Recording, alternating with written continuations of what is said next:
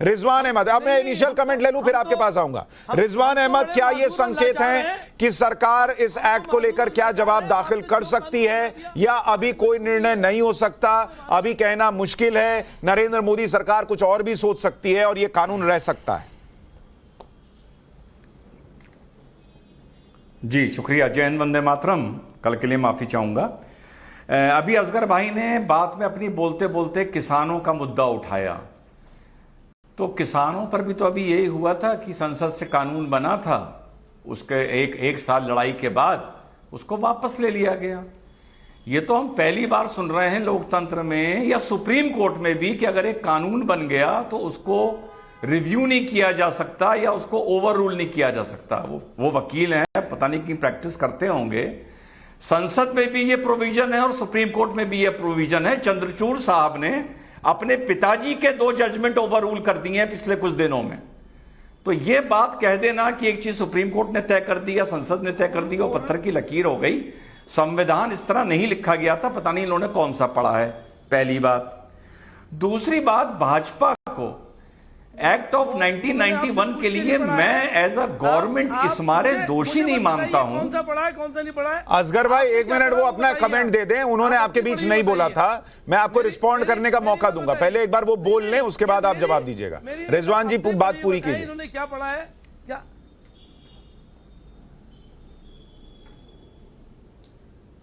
यार इन लोगों की प्रॉब्लम क्या है? आप बात पूरी करें, आप छोड़ें उनके प्रॉब्लम पे न जाएं, आप बात पूरी करें। कौन सी दुनिया से आए ये लोग? जी प्रॉब्लम तो सरकार ने प्रॉब्लम क्या होती? जब आज भाजपा की आइडियोलॉजी सत्ता में है, जब ये विपक्ष में होते थे तब भी इन्होंने इसका विरोध किया था।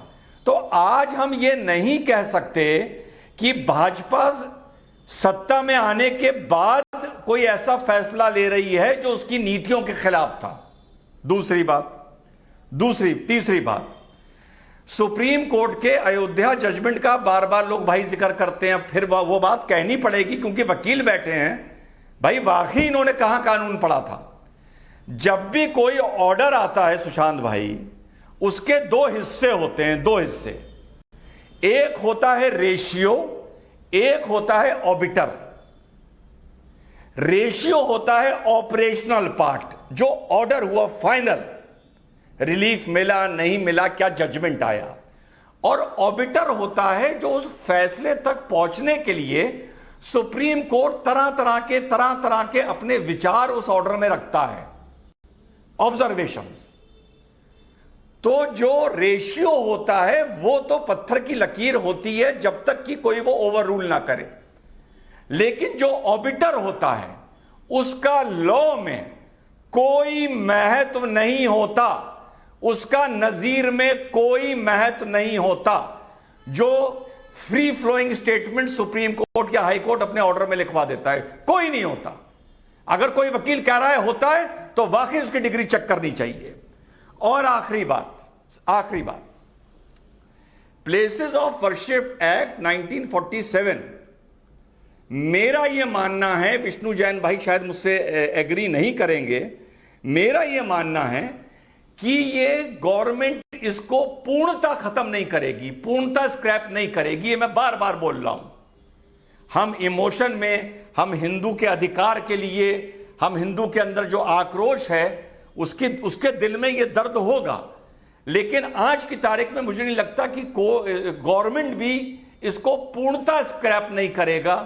एक बीच का रास्ता मुझे लगता है निकलेगा कि 1947 के बाद या 60 के बाद या कोई भी तारीख निकल आए, तब तक जो भी विवाद अलग अलग कोर्ट्स में, लोअर कोर्ट में, डिस्ट्रिक्ट कोर्ट में, हाई कोर्ट में चल रहे थे, जिसको एक्ट ऑफ 1991 के बाद ब्लॉक कर दिया गया, वो हो सकता है सारे। ठीक है, लेकिन आप ये कह रहे हैं कि सरकार का रिवाइज स्टैंड क्या होगा, उसके संकेत मिल रहे हैं।